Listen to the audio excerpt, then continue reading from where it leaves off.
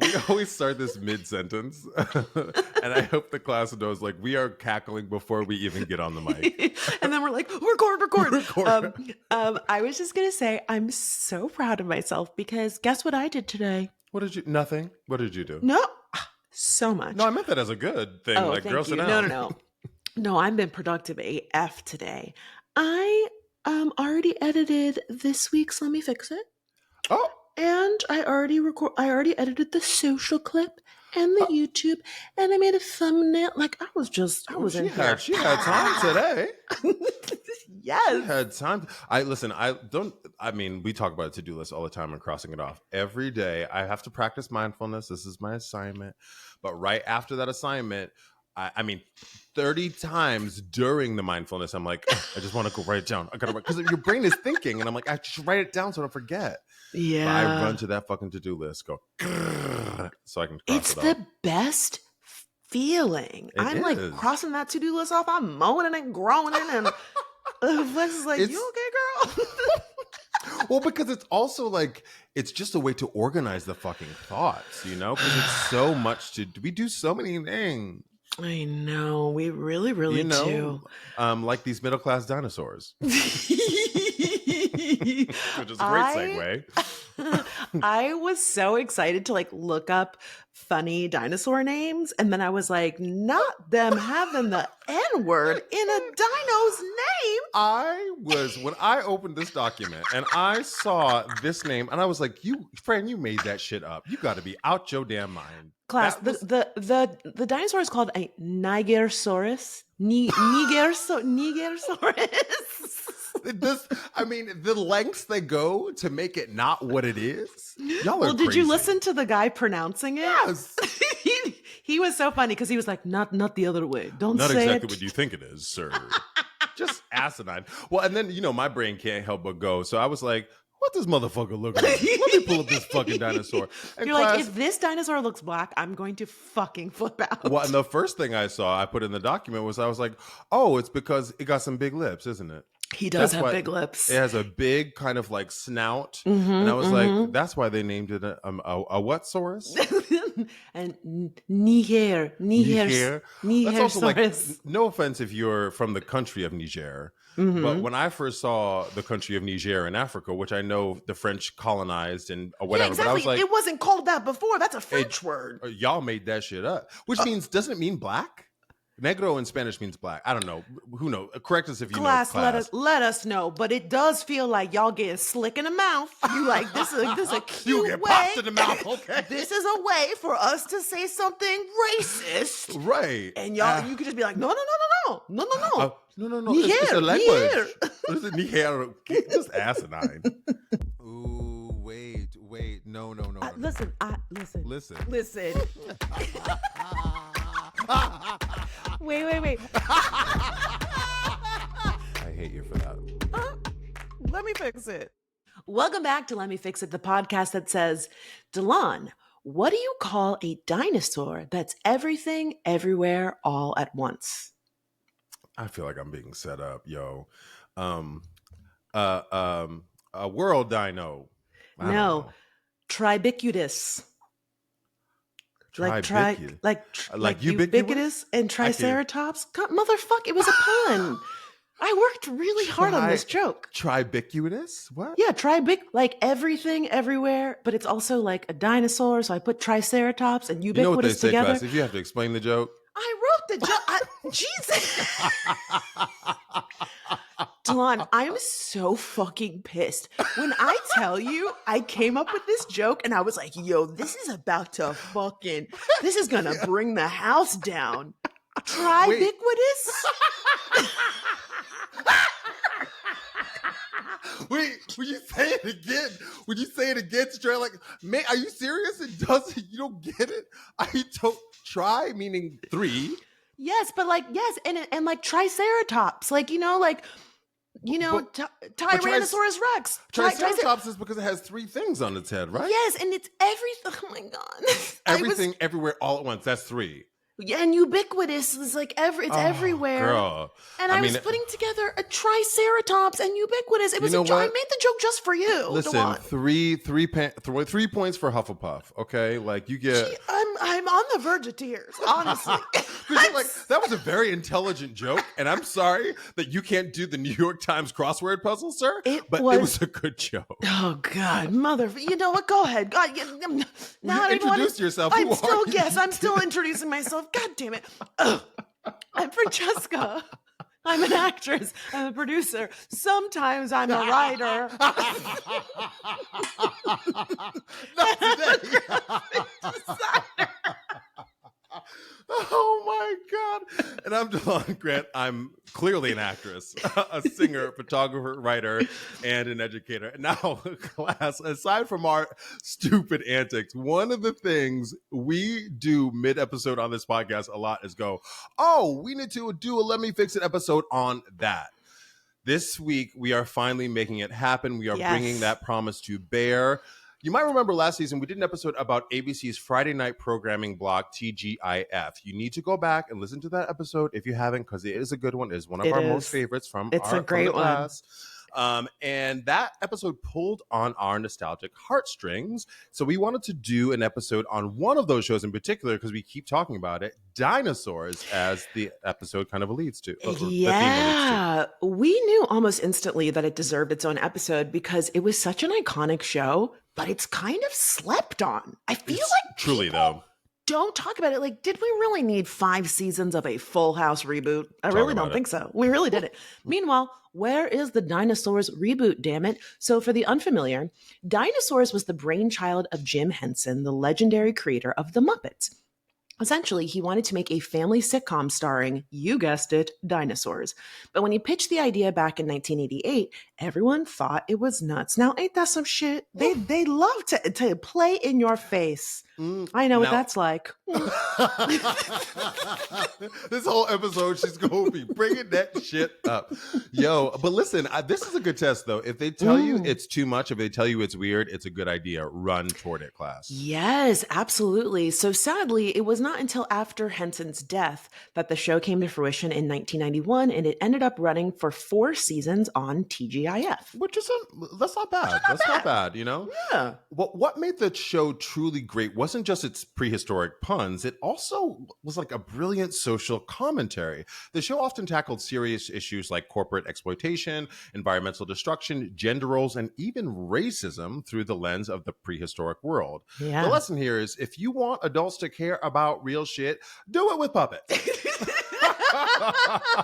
Is the truth. They're like, I mean, think about it. Planet of the Apes. Okay. Avenue Q, a musical that was brilliant on Broadway. I mean, truly, it's like anytime you take something and you make it more palatable and you make it, abstractions, suddenly people are like, okay, they can digest it. I get it. Well, listen, factoid here. Shakespeare did this a lot. He would want to talk about the aristocracy or the royals in England, Elizabethan England. What he would do is he would set the shit in Italy and talk about all the same themes. So they were like, ugh, the Italians, disgusting. So they would be able to palate, take all of the social commentary or like making fun of the aristocracy. So it's very Shakespearean as well. It's kind of like what they did with Katniss Everdeen, because y'all be siding with the capital. The capital. Y'all hate the capital in the movie, but in real life, you are the capital. You are the capital. You love it. But on the subject of puppets, the ones the dinosaurs used or created were incredible. They were crazy. So much of the show... Go ahead. Oh, sorry. No, keep going. No, so much so that the show won an Emmy for Outstanding Art Direction in 1991. Fran is giggling in her seat. She is... Because art direction is like graphic design. That is my God. I'm kicking my feet like, yeah. I mean, here's the thing too, is that sometimes when you go back and watch an old movie, you're like, this looks like shit. Yeah. Dinosaurs fucking holds up. Holds up. It really looks good. So this week we are reviewing the Dinosaurs pilot, and then as usual, we will each pitch how we'd fix the show for relevance today. So let's dig into this piece of fossilized greatness. Did you get that one, Dawn? That one was well done. That was, you know what? 5 more points for Hufflepuff. 8 points, 8 points. All right, this is Dinosaurs. Let me fix it. Ka, ka, ka, ka, ka. I was like, you gonna leave me alone like that? No, thank you. Sorry, I'm here for it. So you know we love words on this show. Fran, dinosaur comes from Greek words? I had no idea before working on this episode. I had no fucking idea.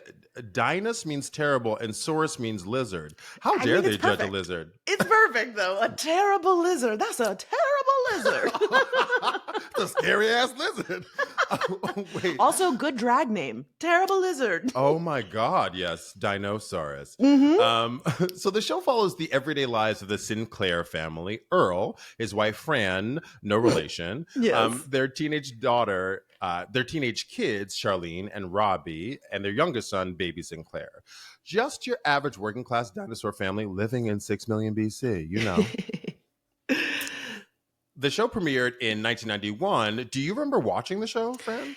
Yeah, I vaguely remember watching the show. What I really remember is Baby Sinclair. I remember, who's the mama? Who's not the baby? Not the baby. That's not what the mama. Not Totally. the mama. That's what I remember. And I remember we were all saying it and driving our parents nuts. Absolutely. And no idea what was happening on the show, but just watching these characters. Yeah. No, not at all. Do you remember watching the show? I do remember watching the show, but I really don't remember laughing at it. I just remember it being like entertainment, you know? Yeah. But I do remember it like kind of in the playing in the background of life, as it were, you know? What were you doing in 1991? That's now I told you this before. The years correspond with when we were in school, which is how I remember. So 91 is like first grade. 91, first grade. Oh God, I'm always going to use some trauma. I was in the lowest reading group, so I was sitting there sounding it out. Oh, You know I'm dyslexic. yes, but oh my God, you're so cute. You never remember the good things. What were you doing in 91? I mean, I've told you this story before. My parents got divorced when I was in first grade, shit. and we were learning how to tell time. I cried the whole damn. So you got some trauma too, because you can't read a clock. Can't read a clock to save my life. Digital all the way, baby. Okay, listen, gets the job done. So Jim Henson first came up with the idea for the show after seeing the epic costumes that his creature shop were creating for the Teenage Mutant Ninja Turtles movie. Now, I put some photos in the doc. I could see the relation. They're the same creatures. He's related to that Teenage Mutant Ninja Turtle. They both have these like big, full lips. And the coloring. So not only did they end up using a lot of the same technology to create the dinosaur costumes, many of the Ninja Turtle suit actors worked as suit actors for the Dinosaurs series. Very cool. That is so interesting. Because that is one thing I didn't remember. Because we talked about it in the TGIF episode, like we said earlier, and I thought the animatronics of it were, hey, there's below the waist, the dinosaurs are cut. No, there's a and person inside there. Just to do what they're doing physically, I was like, oh no, there has to be an actor in there, which was really interesting. It's multiple people. We'll talk about it a little bit more, but like there's somebody that controls the eyes, and then there's somebody inside moving the body. It is Crazy. A very complicated process. Yeah. So class, the pilot is a flashback episode where Earl tells Baby Sinclair the story of how he joined their family. When we meet Earl, we see that his family has him stressed all the way out. His wife Fran wants new cookware that has creature screens to keep the dinner from running away. Like this ongoing pun, or like, it's so good.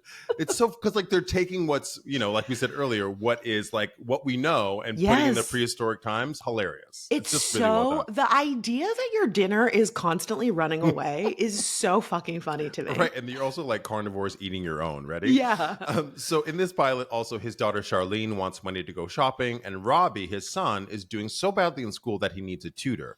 All of this costs money. And what Earl really wants to do is buy himself a TV. So unfortunately, when Earl goes to ask his boss for a raise, he somehow ends up getting talked into quitting his job. This scene, I laughed many times watching this show. I did laugh. It was so clever. And, you brought up Shakespeare. This is something that Shakespeare does really well, where two people are talking, but they're having two different conversations. Yes. It's such a funny premise where he's like, hey, I want to raise. And it's like, oh, so you think you're going to go somewhere else? He's like, no, I literally didn't say that. It's like, oh, so what you did say. And it's like, what is happening?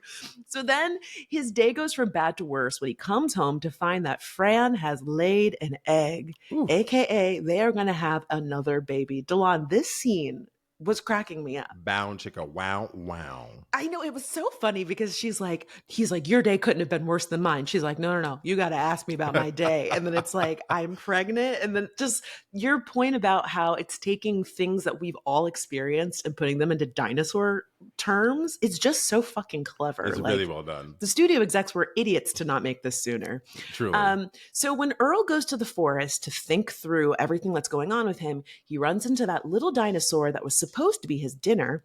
And it gives him a new perspective on life. Supposed to be dinner says that he's so small, without his family and home, he's nothing. So when Earl spares the life of the would-be dinner, he later goes on to work for Earl's boss and helps him get a raise. Look at that. With the help of the raise, the episode ends with Earl having a newfound appreciation for his family, just in time for baby Sinclair to hatch from his egg. Which and they all live happily ever after. Happily ever after. It all ends in allegory, doesn't it? So we have some really interesting factoids here that we want to run through. Jessica Walter from Arrested Development. Fran, did you ever watch Arrested Development? I did. I didn't watch it until it was like canceled and then came back on Netflix. Reboot. Is when I watched it. It's very funny. It is one of those shows that's like really heady and wordy. So I feel like you really need to like lock in. Like, don't be on your phone. Don't be talking because it's you love to be on a phone while you're watching TV, girl. Delon. What is on today? What is going on with you today? Yes, I'm saying don't do that when you watch Arrested Development because the jokes are coming. You want to make sure you know what's going on. And Jessica Walter, we've lost her. She's not with us anymore, but like she was brilliant. She was really brilliant. She really was. But it's so funny because I didn't realize it was her, but then like looking it up, all of a sudden I can hear her voice. Those things where like she's such a chameleon and like she has really become the character, but there's little tinges of her still in there. This is a good one. Kevin Clash, the same puppeteer behind Elmo, voiced and controlled Baby Sinclair. Elmo, not the baby. Yeah, Elmo do this. Wow. Where's her voiceover contract, class? Where's her voiceover contract? Hello. Somebody on the team not getting their shit together. The boss, BP, I didn't know this, was voiced by Sherman Hemsley, who is best known as George Jefferson on The Jeffersons. Moving on up to the east side. Best theme song in the world. Best theme song. Truly so good.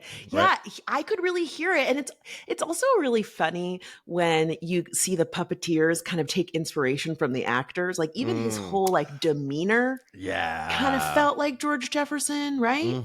Like foreboding behind the desk and like, yeah. Oh my God. Something else really interesting about Baby Sinclair, that that puppet was very heavy. The puppet's head alone weighed 30 pounds. Yo, I mean, thinking about a 30-pound barbell, like I can only do 5 and having to hold it and move your whole body with it. Wow. Crazy. Also, the full-size dinosaur costume came in 2 parts. You were talking about this a little bit earlier. Yeah. A full bodysuit and a separate animatronic head. The head contained radio-controlled motors that moved the jaw, lips, and eyes and eyebrows too, so it could have facial expressions. Crazy. For close-up speaking and lip sync, the heads were separated and operated by a team of puppeteers. So it was like pinch hitting. They were like, "Okay, take the head off, George, Sally, get in here. Set up number 2. You good?" I mean, and listen, light flex. I've also worked with puppets. I worked on a Sesame Street produced show for Apple. And it was fascinating.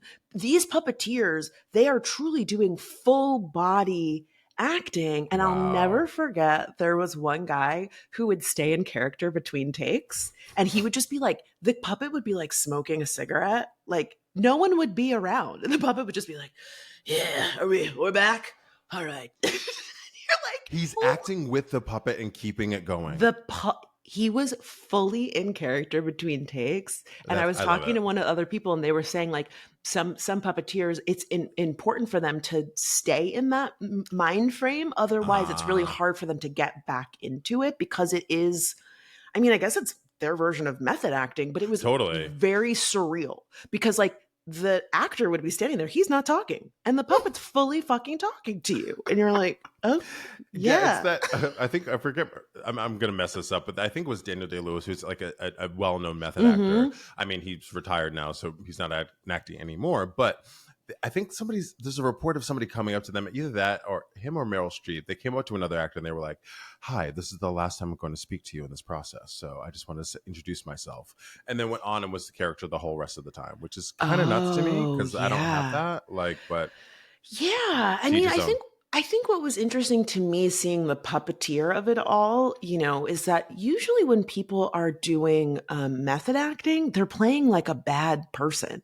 Like you're not doing, you're doing method acting to play, the Joker, villain, Heath Ledger, rest in peace, or, Daniel Day-Lewis doing, I'm going to drink your milkshake. There Way Blood, yeah, whatever. You're not doing method acting for like, I don't fucking know, like a funny musical.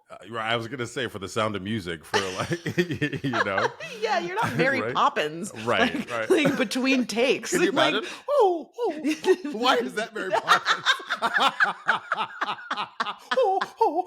That sounded more like Mickey Mouse.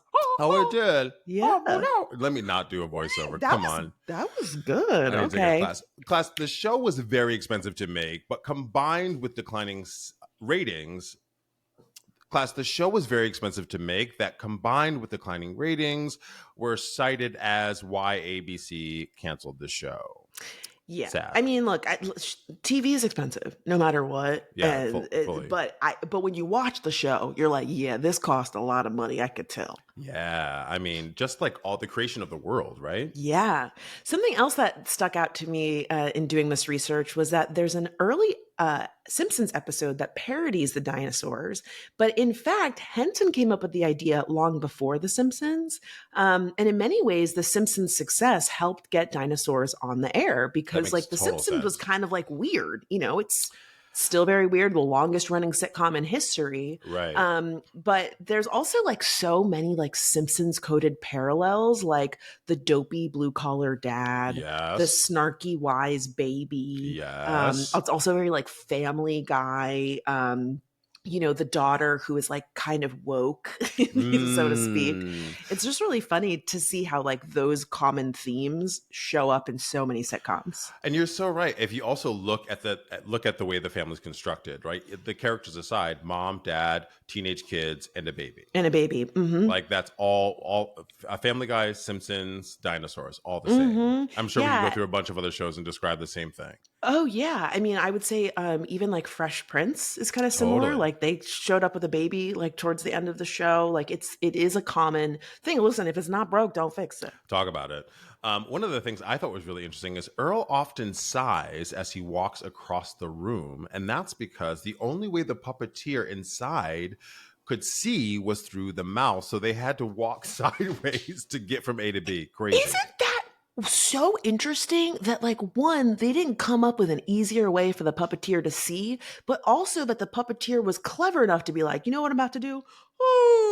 As soon as I come in the room, so I can scope out where my blocking is, and then essentially be acting in darkness for the rest of the scene. Crazy. But also like I guess you have to move your body and act it out in darkness. That's really nuts. I mean, now today I feel like they'd probably have a screen inside of the puppet. Yeah, they would figure it out. But I mean, I also just feel like the Jim Henson's people, they know what they're doing. They're like, the shit don't look cute, so this is what it is. So either you want the job or you don't. Exactly. We will find someone who's okay being in the dark if it's not you. Thank you. Okay. Another interesting fact about casting is Jim Belushi turned down the role of Earl Sinclair because he wanted to have a movie career.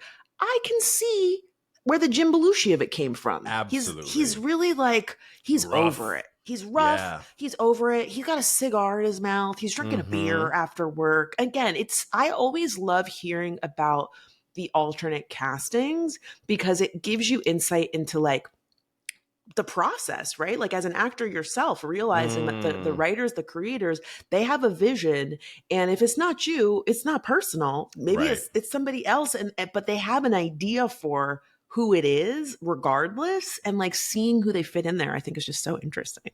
Yeah, actually, I was reading this thing because I read. um, We know. you just had to throw that. I was reading this morning, and I read this story about Dustin Hoffman. So Dustin Mm. Hoffman was like an actor in New York. This is prior to The Graduate. He was an actor in New York, just like doing off-Broadway shows, and a casting director had seen his work off-Broadway. And he kept calling him in for this musical, but Dustin Hoffman didn't really sing. And Mm. so Dustin Hoffman kept not going to this audition, and every day during this audition period, the casting director kept hoping Dawson would come in and or calling him in. He came in, and the casting director was like, yeah, you don't sing. You're bad. But the casting director was also casting The Graduate for Mike Nichols. Wow. And Mike Nichols was looking for an Ivy League, tall, all-American kid. So he had this casting director go to Yale and Harvard and Princeton to find this Ivy League kid. Dustin Hoffman read for him because he had a connection to this casting director. Yeah. He finally went in for him.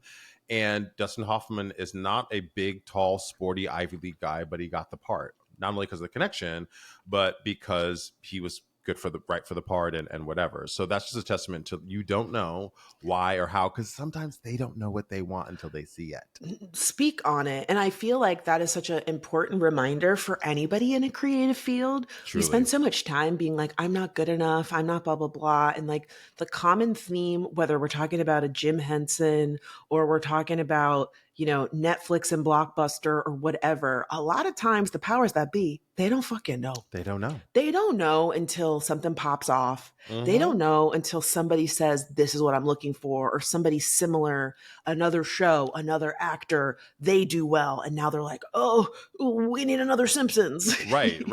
Totally. That's why they're like, get me someone that's a younger, sexier version of Dustin Hoffman, because they're like, that's what the energy I want. But 2 seconds ago, you didn't know who Dustin Hoffman was. Exactly. One of the factoids I think is really cool is many of the characters' names on. One of the other things that I think is very cool is many of the characters' names are oil corporations. So Sinclair, Hess, PB, and Phillips are all extant oil companies. Sinclair Oil has a little dino logo. I thought that was well played because they're also like they tear down the forest is their job, right? Mm-hmm. Sinclair, yeah. Yeah, I love puns. I just felt like it was one of those things where like these are details that the average person probably is not going to pick up on. Mm-hmm. But like the fact that the writers were like, we're going to put these Easter eggs in there because we want y'all to know we are a learned group. Okay, we're very smart. She said Triceratops. Try ubiquitous, whatever that was. Delon, I worked so hard on that joke. I worked so hard on that stupid joke. All right, there's a pretty big spoiler here. So if you've had 30 something years to watch this show, class. If you haven't already, I'm sorry. The series ends with the dinosaurs being killed in a mass extinction event. A little too soon, if you ask me. Well, way too soon. But like, do you think, just as a writer, like, do you think like they started the series and they were like, so before we even begin, the series ends with them going extinct? Like that's on the board. I think so. I mean, I think when I watched the pilot, like in the opening scene, there's a newscaster from DNN, which is like their version of CNN. And he says there's a giant meteor headed towards Earth. And then he goes, actually, no, it's not coming. And so I think they absolutely knew. And I think most good writers or most good showrunners, they know where the show is going. And you can tell the difference. Because you watch some shows, they get to season 3, and you're like, what the fuck is happening in this show? They don't know what's happening anymore. Versus you watch a show, and then they announce this is our finale, and you're sad. The finale happens, and the finale's bomb, and you're like, "Damn, they really fucking tied everything up together." So it's so true. I think the show ended prematurely. I'm sure they would have loved to go on longer, But I think it was very clever that they said, all right, if we're going to go out, we are literally going to go out with a bang. With an actual bang, the big Yeah. bang. Um, so, Fran, what surprised you about the show? What made you laugh? Honestly, I laughed so much watching this show. I wrote down some of my favorite jokes. Um, the dad says to the baby, "Your mom was cooking dinner, and as usual, dinner was trying to escape, as usual." This is like a funny thing. Um, I did think that the son, he kind of reminded me of like Joey Lawrence from Oh, I can Blossom. see that. I can see that. His like dinosaur Yeah, spikes were like the in a mohawk of little it. in a little mohawk, which I really loved. Um, when Earl goes to his boss to ask for a raise, his boss says, "You don't need more money, you need less family." That made me fucking cackle. That's a good fucking joke. That's a good joke. It's so freaking funny. What are some things that made you laugh? Well, full disclosure, I ended up watching episode 1 instead of the pilot Okay. because I thought episode 1 was the pilot. So some of Oh, my funny okay. moments are different. Okay, that's fine. But let me give you a little cliff notes about episode 1, and then I'll tell you some Yeah. of the funny moments. So Fran, his wife, is depressed and needs more fulfillment in her life. So much to Earl's chagrin, she decides to get a job. Ooh, feminism, right? So Earl doesn't want to pay for a babysitter to take care of baby Sinclair during the day because he would have to give up bowling and beer and pay-per-view, God forbid. So he plots with his coworker Roy, who's his dim coworker, to get Fran to realize her place is at home. And once she starts working, she realizes that she misses the kids. So Earl concedes to Fran getting this job, and he agrees to stay home with the kids and do the night shift at work. And like most sitcoms do, it ends, like you said earlier about the pilot, it ends allegorically with a lesson. Yeah. And spending time with the kids, Earl gains an appreciation for his familial connection. Fran finds fulfillment in the job, and even the kids step up and are good and help out with the chores. But the funny thing that made me cackle really hard was very punny, because the show was kind of just a pun in general, right? That's One like big pun. that's the beauty of the show, because like even just the story, like you explaining the episode, that could be any show. That could be Family Any Guy. That fucking could be show. Simpsons. That could be Bob's Burgers. Like Roseanne. it's a family show, and family shit happens. Yeah, very tropey, right? So Fran goes to work at this clinic for amphibians who have just started walking on dry land. So it's a species joke about us coming out of the water and becoming dinosaurs. Yeah. And it's called Surf and Turf Center for Amphibians. And one of the things that I thought was so funny is that she runs a support group at this center, and it's kind of like functions like AA, and their motto is one breath at a time. Oh my God. Like, honestly, this show is like made for Francesca. Totally. So that made me cackle. And then they repurposed the serenity prayer, God grant me the serenity to accept things I cannot change. And they go, grant me the wisdom to see water only as a beverage. It's so funny. It's really, really dumb, but it made me cackle. I wish I could have been in this writer's room, because here's the thing, Delon. I like puns, but a lot of writers hate fucking puns. Do they really? Yeah, there's like they think they're cheap or something. They think they're cheap. They think they're cheap. They kind of fall into that like corny dad joke territory. Okay. And a lot of people just think that they're too heady, and especially ones that are things that are more like paper jokes, meaning like if you wrote it down, it would be funny, but if you say it, it's not always as funny, because it's like how do you the deliver play that? on words of like the analogy of it all, or what are those? What are those words? Homonyms, words that sound similar, but like, it's like there and there type of stuff. Like, sure. Some other things I thought were really funny is when Earl is complaining about this potential new baby, and like that he's ready for his teenage kids to like leave the home. He goes, "I'm 43 years old and I haven't even been to Europe." That's like him complaining. Like, that's great though. It's like, great. Like at this point, Europe doesn't even exist. Like, right? what are you talking about? It's so good. It's so good. There's also at the very end of the episode, Earl and the baby are looking out the window, and he's like, "We're dinosaurs. We rule the earth, and we're gonna rule the earth forever." And then it like pans out into the yard, and there's like two cave people like making a wheel for the first time, and they're both like, like jumping around, and Earl and the baby look at each other like, "Okay, well, I don't know what those are, but we are gonna rule the earth forever." It's so well done. It's really, really funny. It's so funny. Okay, so something that we often do when we talk about TV shows and movies is we talk about what worked versus what didn't work. Right. So, Delon, I'm going to kick it off to you. What do you think worked with the show and what didn't work? You know, I think so. The show was like, we talked about it a little bit, comparing it to Family Guy and other family shows, right? Mm-hmm. And I picked out three that I think it really does a great job, that were extant or available to in the zeitgeist, right? Mm-hmm. At the time. It's a really great mix of the Honeymooners, I think. Oh, Roseanne yeah. and the Flintstones. It's like all of those shows smashed together, Dude, right? that's how they probably pitched it, honestly. Yeah, with dinosaurs, right? Mm-hmm. But one of the things I really appreciate about it is that it's super Brechtian in its delivery. Do you know what I mean by Brechtian? No, I don't. That's a SAT word that I'm not familiar with. So, class, Bertolt Brecht was a German theater practitioner who lived during the late 19th century, early 20th century, and he pioneered this thing called epic theater, right? So, what I mean by something's Brechtian, it's very aware of itself, right? Yes. So it's kind of like winking. Yes. So, like you talked about, you know, I'm a 43-year-old and I haven't been to Europe. Like we know that the writers know that Europe doesn't exist, and so that's why it's funny. Yes. Right? It's aware of itself.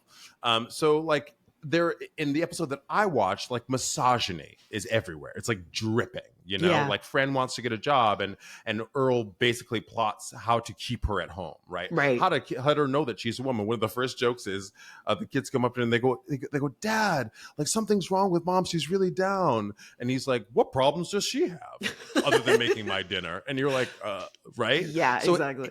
It's so blatant and gross, but like it's funny because it knows it's blatant and gross. Yeah. One of my favorite things that in the plot to get Fran to stay in the house, Earl says to one of his coworker Roy, he says, "I'm only pretending to be supportive when in fact I'm manipulating Fran in the most cynical way to get what I want." And I was like, see, that's Brechtian, right? Like that is so like I fucking love jokes like that. I think it's so funny. It's super intelligent and like it's saying like you're in on the joke, but and it's creating less space between you and the audience. I don't know who else is in the middle space, but I think it's people who don't get the joke, right? Yeah, I'm so glad that you phrased it in that way because I didn't know until you gave voice to it. But that's what I like about it too, is that the show is smart, but not in a way that condescends to its audience. Right. And I feel like sometimes shows that are very smart, they don't create that space for people who like fit into the middle to get it. Yeah. And so like, for example, one joke that there's so many like visual jokes that are just like gags. So Fran is going to the fridge and she opens the fridge and like a ton of little arms come out and they're like like trying to get out, and it's like it's hilarious, you know. There's just like it's visually stimulating, and again, you definitely need to pay attention to get the jokes, but like if you miss something, there's another joke like following up right behind it. Right. And to your point about how the episode is about misogyny, you know, like it's a really big deal that a show in the 90s was tackling these subjects in a way that didn't feel, you know, everyone uses the word quote unquote woke too much, but like, I think this did a really great job of being smart and funny and like weird. And you know, like, and that is just something that I feel like we're really missing in TV these days, is just stuff that's fucking weird and funny and also like means something, but doesn't take itself too seriously. And I'm really craving that. You make such a good point. Like there aren't shows, and I'm sure, class, if you have them, like we see at the episode, please let us know. Yeah. If you want to have a TV show or a celeb we should review, let us know. But there aren't really weird shows. They all kind of, this follows the same formula, but it has its own quirk in the style and in the topic, right? Yeah. But I don't know that there are shows that all kind of feel the same. Like what's a quirk? What's an Arrested Development type show you know that's what? quirky Okay, and weird? This show got canceled, which I think is speaking to your point. It was on HBO. It was called Animals, and it was a cartoon of animals similarly to dinosaurs that were like that were anthropomorphized. So it would be like two pigeons like sitting on a stoop, and they would be talking about like where they want to shit today. And like it was so freaking funny because it's that thing of like, oh, these are human experiences being spoken to us through an animal. Love it. Like, this is Yeah. funny. And then, like, there's so many layers of the joke when it comes to, like, what color the pigeon is. So then suddenly, like, it's about race, but it's about pigeons. You know what I mean? Like, it's just, Totally. I just really love stuff like that. I can't think of anything that's currently on the air that's doing that. Yeah, I love that too, because it digs in your brain, Mhm. and it goes, oh, that thing that I'm gonna pull it out and Ooh, stretch it out and talk about it a different way. Another show that does this that I got to be honest, I didn't want to believe the hype because everybody loved it so much. BoJack Horseman. I started watching it recently. It holds. It's great. It's fucking funny, and like the world of animals and people together. Again, there's so many funny jokes about the experience of this like horse that's who's an actor, who's an actor who's like his career is flailing. Like there's just so many, and I haven't finished watching it, but supposedly it gets very dark. Like it, and everyone keeps saying that. Yeah, and it gets really, really serious. On the topic of some things that didn't work. Yeah, I was going to say, what do you think didn't work? So here's the thing. I usually hate laugh tracks in shows, but I kind of felt like this show felt empty without it. Really? You wanted one? Like I felt like there were these long pauses where it was almost like they were pausing for laughs. Like Earl would be like something, something, something, and then there would be like a few beats, and then Fran would talk. And as somebody who's worked, I haven't done a ton of multicam, but I've worked on multicams. You have to pause because you're pausing for laughs, like you're in a play. Yeah. And so that's how it felt. And it felt, because it is shot like a multicam, it felt like there was supposed to be an audience there. And I just wished, again, the laugh tracks suck, but if it's a real audience, like it is really fun.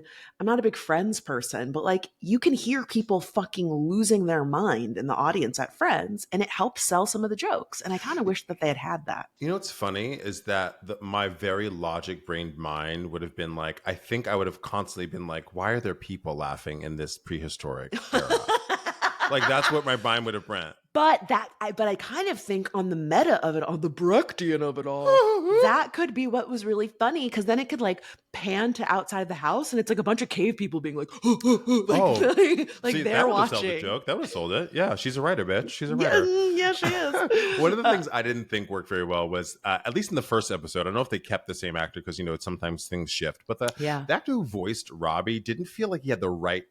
No, this is no pun intended. The right tone, because everyone else had like a really charactery voice, and he was kind of like lackadaisical. And I know he was probably going very for like modern. I thought he sounded like Joey, and everybody else sounded like, even Earl on the honeymooners of it all. He sounds like, why are you on?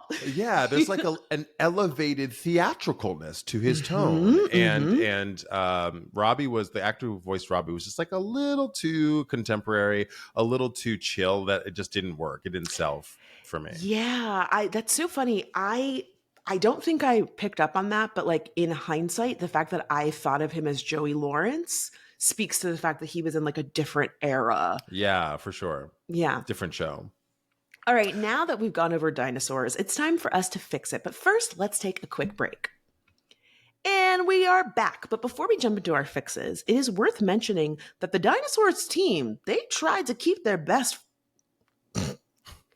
And we are back. But before we jump into our fixes, it's worth mentioning that the Dinosaurs team, they tried their best to keep the show from going extinct. Well played. Thank you. There were plans for a feature film, but the failing ratings of the show's There were plans for a feature film, but the failing ratings and the show's eventual cancellation put a stop to that. I would watch that. I would watch that feature film today. I would pay money for it. I mean, it's a kind of a great idea. And the thing is, so many shows have been canceled and have been revived. Like Family Guy is a great example. Like I remember watching that in college on DVD after the show had been canceled. Wow. And that's the DVD sales did so well that they brought the show back. So I feel like a movie would have been very smart. Yo, friend, I forgot that. Look at the sirens. Somebody's dying, and I'm pissed about sirens.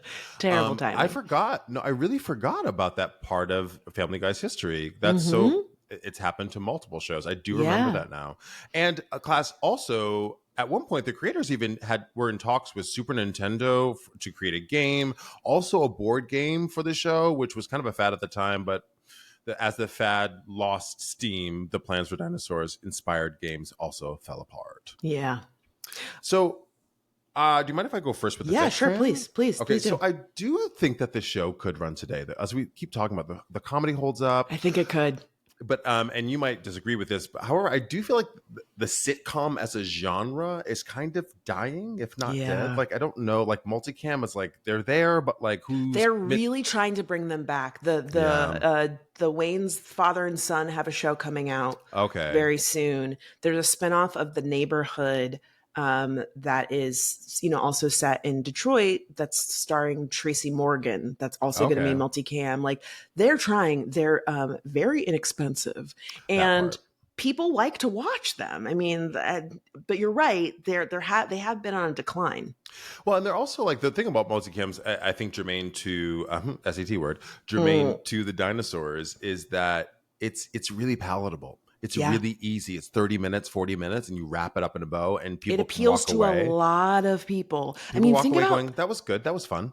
Think about Big Bang Theory, no pun intended, because it's kind Yeah, of in the same world as the dinosaur of it all. But like, when that show was on, I was like, who the fuck is watching this show? And one day I was on a plane. I don't know where I was coming from. And when I was walking down the aisle, every single person on the plane was watching fucking Big Bang Theory. really. And I was like, holy shit, this is like a microcosm of people from all over the country. And they're all watching this show right now. This Wow. is the audience. Yeah, and I guess that's because it's standalone. Like you can watch an episode, and that's the beginning, middle, and end. You don't need to know Mm-hmm. any more about it, right? Yeah. My pitch for this would be: we talked about BoJack Horseman earlier. Would be to animate it because animating Ooh. animated sitcoms is a big thing right now, right? BoJack Yeah. Horseman, Big Mouth is one I love. Bob's Burgers, Family Guy, American Dad, And The it's so Simpsons are still interesting that on. like animation used to be seen as expensive, but now it's actually very affordable because of Is like it? Oh, computer because tech, because of AI and all that computers and stuff. AI Yeah, and all that. It's like, it used to be when you were animating, you had to draw like every single frame, but now you don't yeah. have to do that. You say the character starts here and then it starts over here, and then the computer like puts together where it goes in the middle so they can get produced a lot faster. That's crazy. I mean, before you know it, we won't. We barely have to do anything now. We sit at these desks working all damn day, right? So I think bring it back as an I know. animated series, like but with more adult themes, right? So what if the family evolved? Maybe Mm-hmm. baby Sinclair is now teenage Sinclair dealing with puberty. Are Earl and Fran looking at Mm. retirement? Charlene and Robbie now Rob. Maybe they're married and they have their own kids and they happen to live next door and they do family Mm-hmm. dinners with the in-laws all the time. And so like that's the structure of the show. It's kind of like a blended family, right? We start building out Yeah. and like they graduate, but then I did It's a think, well, nice evolution. ooh, she's punning. But I mean, they She's did, trying so hard. I'm saying so hard to impress you. but they did die in this, this big Mm. world-ending event or whatever it was. Yeah, But but you yeah, know I think what? to evolve it would be nice. Well, on the point of them dying, what if it's like a Jurassic World kind of moment? Like they get brought back. Because, in Jurassic Oh World, they like yeah, used their DNA to like yes, repopulate them or something. That could be yes, they did. interesting. That's good. Good. What's your fix? So I really liked the video game idea, and I really think that there is an opportunity there. Maybe something in the vein of like The Sims meets Oregon Trail, Mm. where in The Sims you have to build your own characters. So in Dinosaurs, the video game, you have to build your own dinosaur, Oh, that's and you cool. have to put together all these different elements, and then you have to try to avoid extinction. So like you're using, in The Sims, you build bigger houses, the cities change. You don't want your Sims to die. Like they could set their house on fire, they can like drown in the pool, things like that. Oh God. You have to keep them alive, and you're kind of Hmm. like watching them live but then also like dealing with challenges.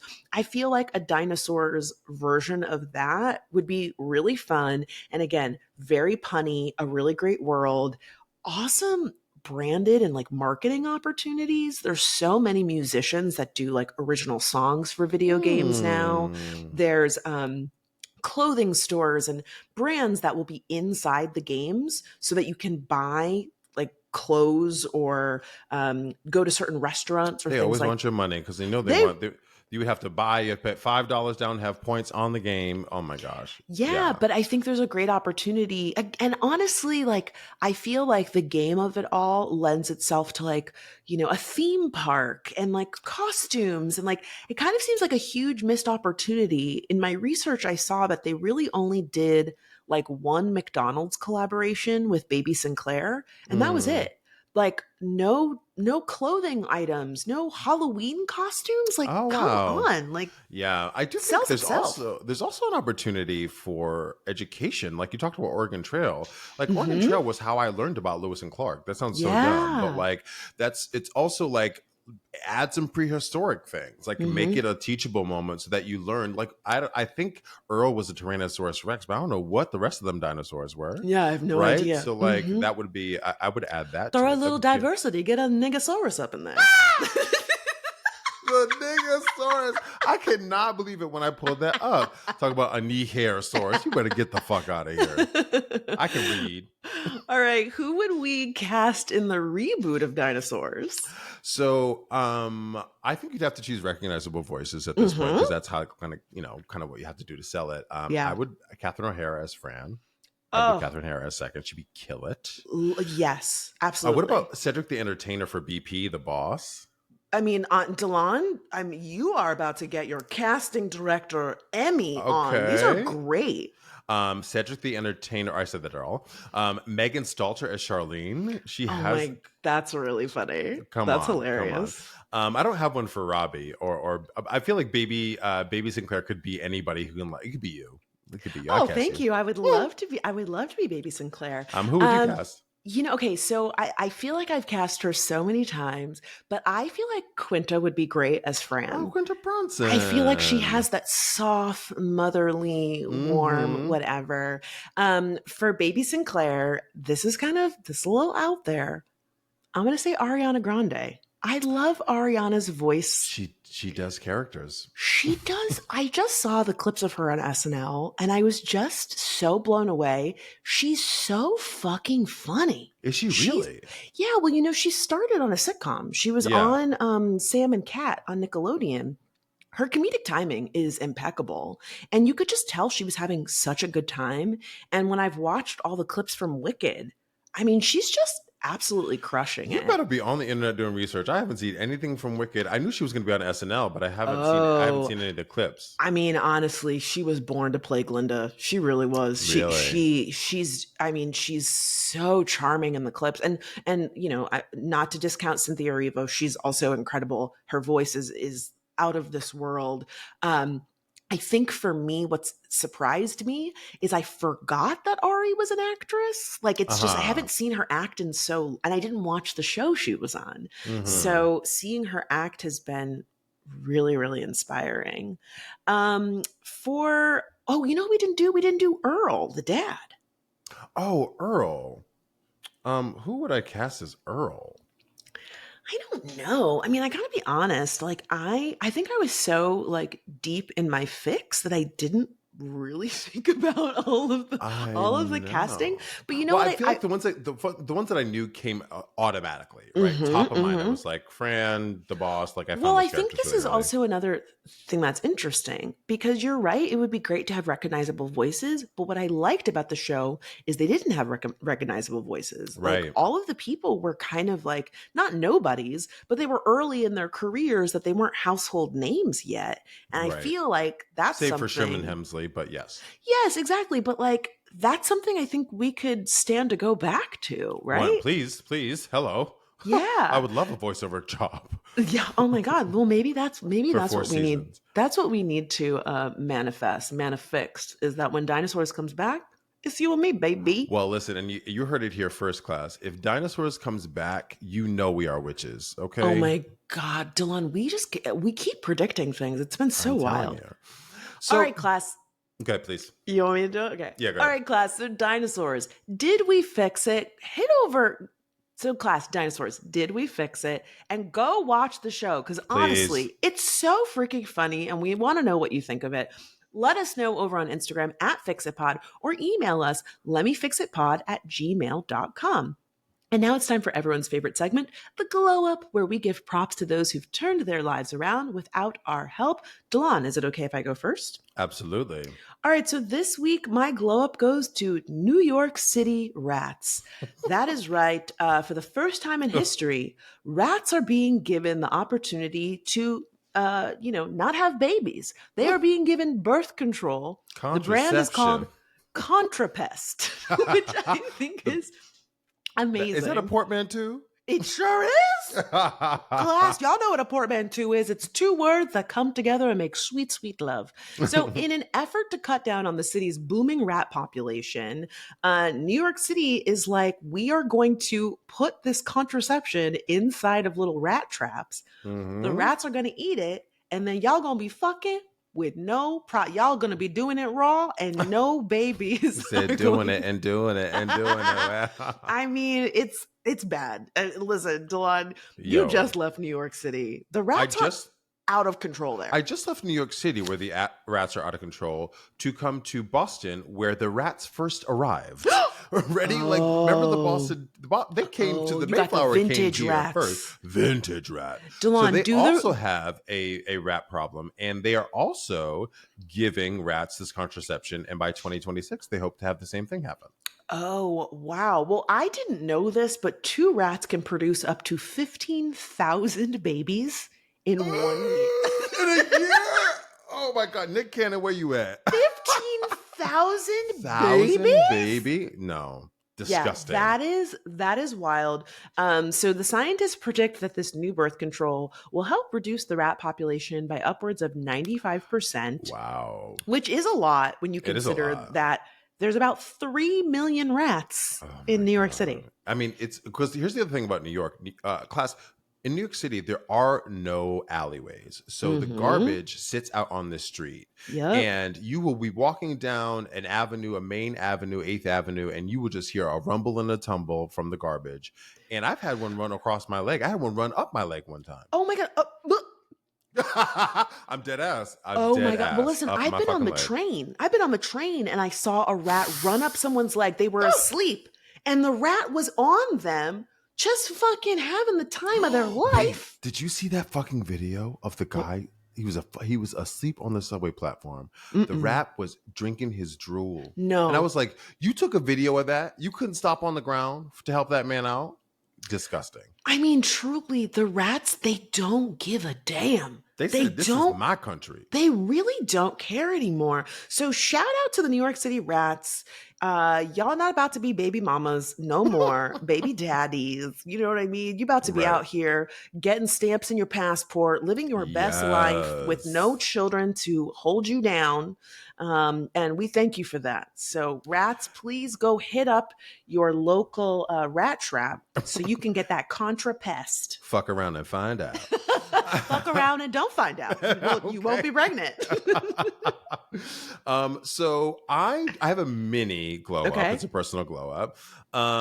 So I want to give it up to friendship real quick. So you and I, not our friendship necessarily, but you and I, 20 years, I've been friends with another friend for about the same time. Yeah. And they were in town this weekend and we had a great time, drinks going out. I will bleep the name because you know this person. And we had a great time, left, good night, I'll see you later, girl, whatever. And then he sent me a text the next morning and was like, hey, when you said this thing, that really hurt my feelings because of X, Y, and Z. We got into we have a debate. We were debating something and discourse, right? And I love discourse because it like either solidifies my thought about the thing or it allows me to think differently. It changes my thought. So I love let's have a conversation. But I texted him back. I was like, yo, I am so grateful for you that you brought it up because this is a new era. We really don't do this, like feelings and stuff, right? Yeah. And I think I've pushed our relationship and with a lot of my male friends because being in a relationship with men is difficult because of us and our feelings, right? Or the lack thereof, lack of showing them. And I was like, I'm just really proud of you for saying something because This is a safe space. You can tell me I did something wrong. I'm sorry. I literally, and I also apologize in the way that we apologize. I was like, Yeah. I'm sorry that I did that. I did not mean to diminish you in any way. Here's what I do know about the thing that we're talking about. That is the truth. And I was just being bitchy and sassy. And I'm sorry Yeah. that I made you feel any kind of way, because I love you. You're my friend, and I would never want to do that to you. I'm so proud of the both of you. I know. It was really beautiful. It was really beautiful. Adulthood. Look at Come us. on. As a wise sister of the pod said, a rupture and a repair. Rupture and repair. That's right, girl. That's Lucretia Grant. Okay, she's a therapist in Minneapolis. Hell yeah. Do you want to skip hold this until we come back? Yeah, let's hold it. Yeah, let's hold it.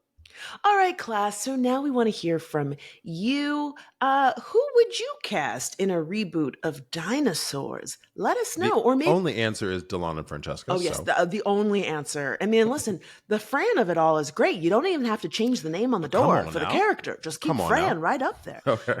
Or maybe you would like to suggest a TV show, a celebrity, or a brand that we should fix in a future episode. Hit us up on Instagram @FixItPod or email us lemmefixitpod@gmail.com. Also, we have a YouTube channel, if you didn't know, because I know you did. And like Fran said, she was on it today. She edited everything. Mm-hmm. So, don't let her fingers have gone to waste. Don't let her fingers have done all that work and you didn't watch it. How are you making this sexual? I feel like just talking about my fingers. I don't know. That's a female thing, because I use the whole hand. I don't use just the fingers. Not me telling on myself. Okay. Fingers. I was like, I didn't even go there. But get at those YouTube videos. That is youtube.com/@FixItPod. And also, go ahead. God, and if you enjoyed this episode, please be sure to give us a rating on iTunes, Spotify, Amazon Music, or your favorite podcast app. I am Delon. And I am Francesca. And this was Lemme Fix It. Sorry. What is going on with us today?